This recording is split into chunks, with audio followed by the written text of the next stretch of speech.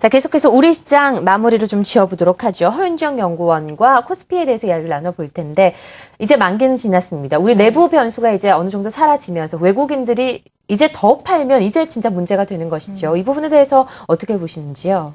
네, 일단 다행스럽게도 불확실성에 대한 이슈 자체는 오늘 두 가지를 끝냈습니다. 그런데 어떻게 보면 좀 문제가 되는 것은 단순하게 최근 국내 시장만의 하락 이슈는 아니라는 점이죠. 지금 전반적으로 미국에서 양적 완화 축소에 대한 우려감이 본격화되면서 그리고 일본에 있어서는 국채 금리 급등과 함께 아비노맥스에 대한 의구심이 더욱더 높아지면서 글로벌 시장은 전반적으로 변동성이 확대되기 시작을 했었습니다.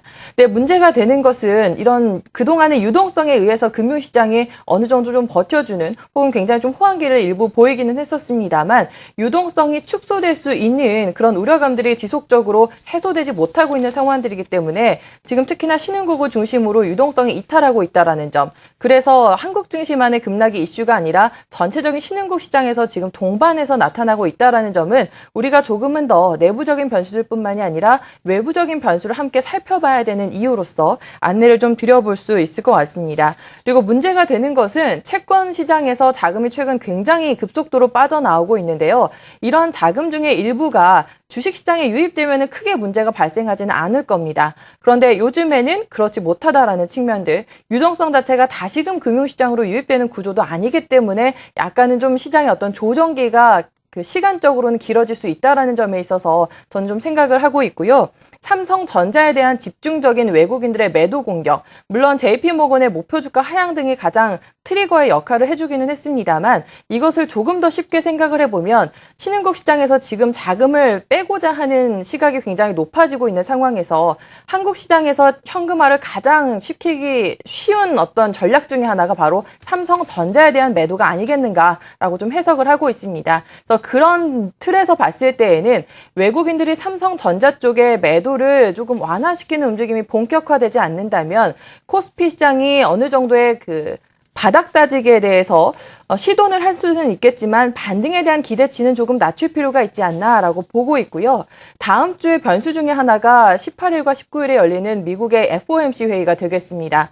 과연 버냉키 의장이 시장에서 우려하고 있는 양적 완화 축소에 대해서 어느 정도 선을 그어주면서 우려감을 좀 완화시킬 수 있을 것이냐. 만약에 그런 이슈가 나온다면은 일정 부분 반등에 대한 시도 자체는 나타날 수 있을 것으로 보고 있습니다. 그런데 앞서 말씀드린 전제 조건, 삼성전자 수급의 안정화가 나타나기 이전까지는 기대치는 조금 낮출 필요가 있지 않을까라는 생각 갖고 있습니다. 앞서서 SK증권 김춘석 부장의 의견과 거의 비슷합니다. 만기일 이후에도 외국인들의 매도, 삼성전자에 집중이 된다면 이것은 개별 종목 삼성전자의 하락을 뛰어넘어서 전반적인 코스피의 셀코리아가 될 수 있다라는 의견까지 들어봤습니다. 이어서 전상욱 연구원께서 코스닥 시장을 좀 점검을 해주실 텐데요. 이렇게 대형주들이 힘을 못 쓸 때 코스닥 중형주들이 좀 힘을 내줘야 되는데 그것도 아닙니다. 오늘 같이 하락하는 움직임이 나타냈는데요. 이 부분은 어떻게 전망하십니까? 일단은 코스닥 같은 경우는 좀 다른 것 같습니다. 어떤 면이 다르냐면 3월 달에는 제가 이제 표를 갖고 왔는데요. 3월 달에는 외국인이 3,500억을 샀고요. 기관은 1,160억을 매수했습니다. 4월은 619억 매수, 외국인 매수, 기관 5,000억 매수.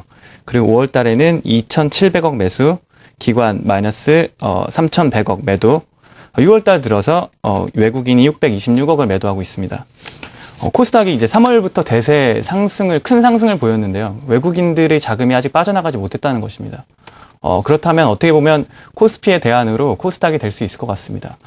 최근에 코스닥 종목들 중에서 LED 업종 그리고 전력 부족과 관련해서 전력 테마들이 좋은 모습을 보여주고 있는데요.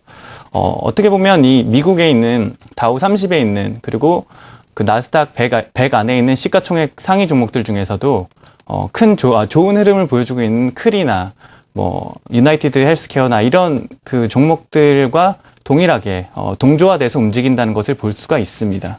일단은 그런 점에 있어서 코스피의 대안으로 코스닥 서울 반도체나 그리고 포스코 ICT 같은 종목들을 들 수 있겠고요.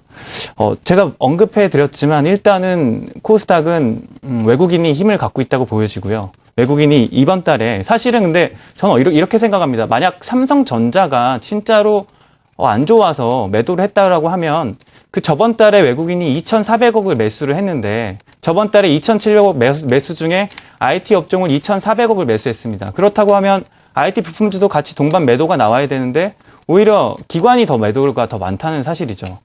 그리고 오늘 다시 기관이 IT 부품주를 매수하고 있다는 거는 코스닥 종목에 있어 업종에 있어서는 좀 긍정적인 면이 있지 않을까. 좀 코스피가 안정화가 된다고 하면 다시 코스닥 IT 업종이나 그리고 실적 있는 뭐 차바이오엔이나 그러니까 같은 바이오 테마가 하락하면서 떨어졌던 그 차바이오엔이나 오스템 임플란트나 이런 실적 있는 종목들로 한해서 선택과 집중을 한다고 하면 긴 안목에서 본다고 하면 지금은 네, 이것 또한 지나가리라. 네, 긍정적인 시각 가졌으면 좋겠습니다. 코스닥에는 긍정적인 시각을 유지하는 편이 좋겠다라고 말씀하셨네요. 지금까지 한국투자증권 이프랜드의 허윤중 연구원, 메리츠 종금증권 분당지점 전상훈 연구원과 함께했습니다. 고맙습니다.